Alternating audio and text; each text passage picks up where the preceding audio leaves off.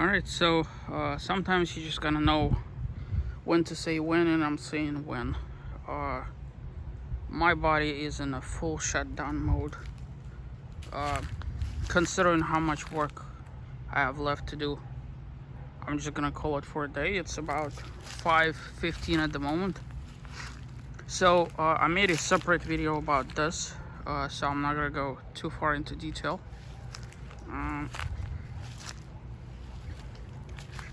Believe it or not, having this much tarp, it's not easy to throw it out.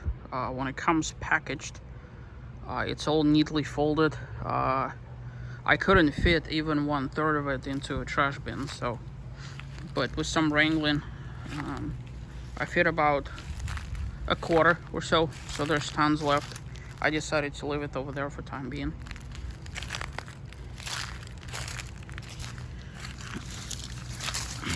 Still adhering to don't walk empty-handed policy.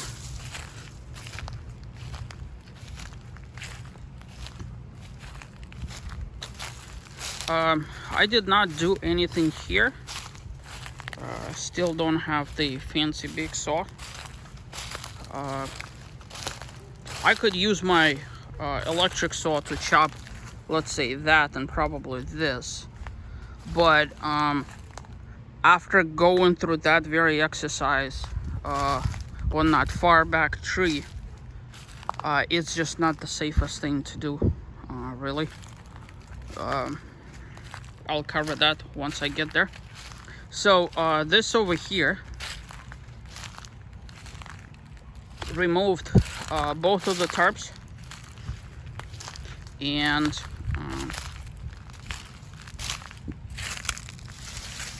took one of the tarps and decided to put it back up. Mercifully, it's not torn. I'm very happy about that. Obviously, by the sky in the picture, this one is torn, but I knew that. So what I ended up, here's the problem, okay?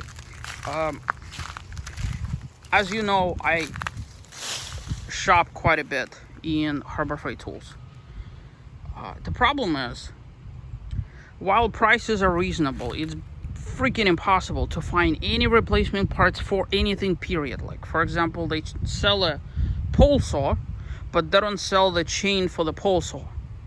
Well, likewise, they sell the carport, but they don't sell the replacement plastic for the carport. And so nobody else does. And what people do is they go on places like Amazon and order replacements, and then they complain that they don't fit. So I've been reading a lot of reviews on Amazon, and what a lot of people do is they end up going back to Harbor Freight and basically buying a whole kit, and just using the plastic off of it. But it is kind of expensive, and it's a hit or miss. Prices are really all over the place, and I've noticed even Walmart began carrying these. But nonetheless, I went to Amazon and I ordered as close to a replacement as humanly possible. So that should be here between October 14 and 17. So that's when this is going here. Alright, let's see. All of this is halfway decent, mercifully. Alright,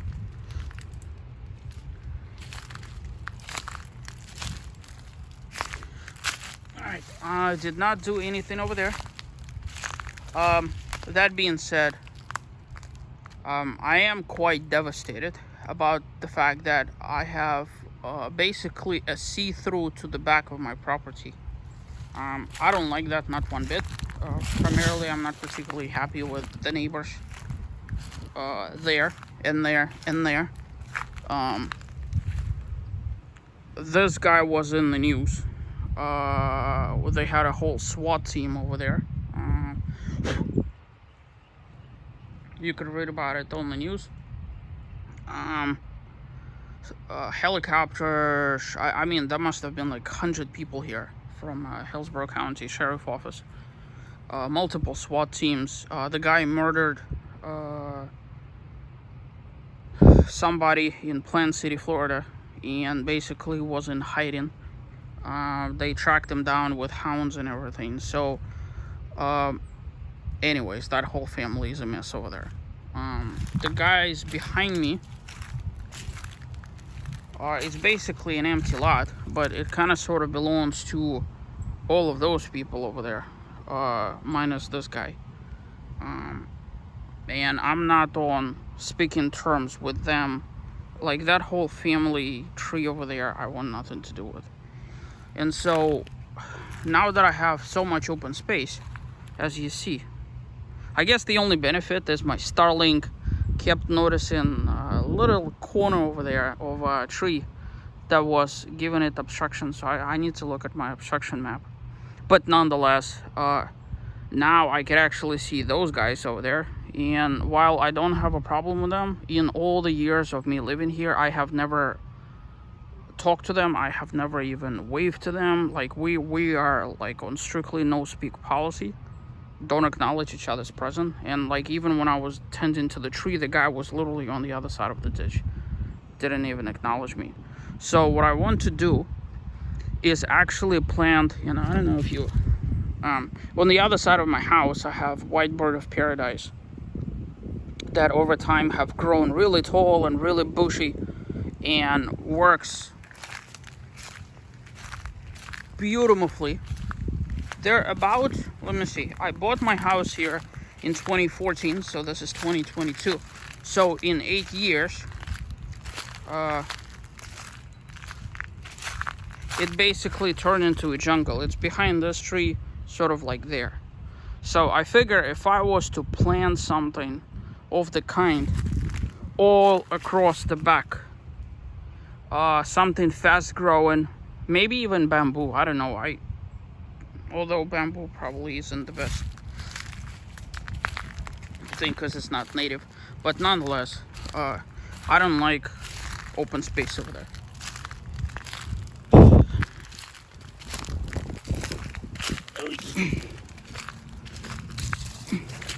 All right, so this tree in the back,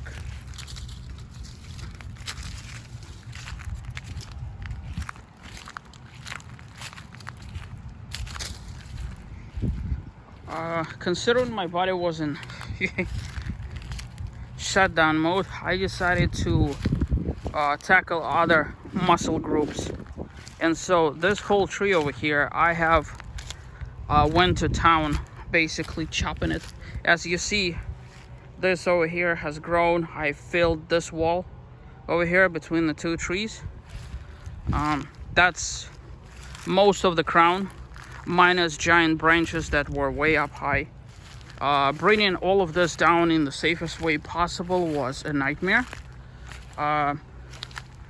My saw kept getting stuck because basically when you have trees that fell, everything is under tension. Like, all of it is under tension.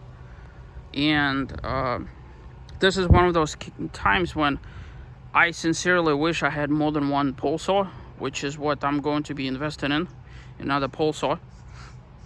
Because when one gets stuck, it just turns into a nightmare. But nevertheless, if you remember from previous videos, it was like all the way through there, and all those things were holding up that tree. So I had to chop it strategically so that I could release tension while simultaneously not killing myself. And as you can see, that tree is freaking big. It is a very healthy tree. I am devastated that it fell. It's not rotted out, but it is what it is. So sometime through the week, I'll be chopping this up into pieces and all of that. So, but that should be easier. My main concern was to bring it down in the safest way possible. And the way this was all the way up high, and the way this was leaning against this pine and that pine, and it was resting its weight on this limb over here and that limb and that limb. Yeah. So, but now I have this. My goal is to just leave that for time being, wait for the big saw to come, and then just kind of remove all of this.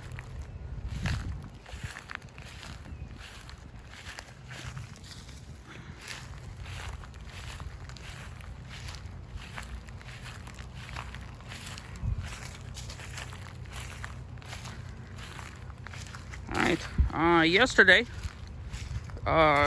in the evening, once it got dark, I tried burning. Managed to burn here and there, and I was really hoping some of it will catch, but it's just too wet, too green. Anyways, so over here in this corner, like this, I haven't done anything to. Over here in this corner, I started a pile right there. And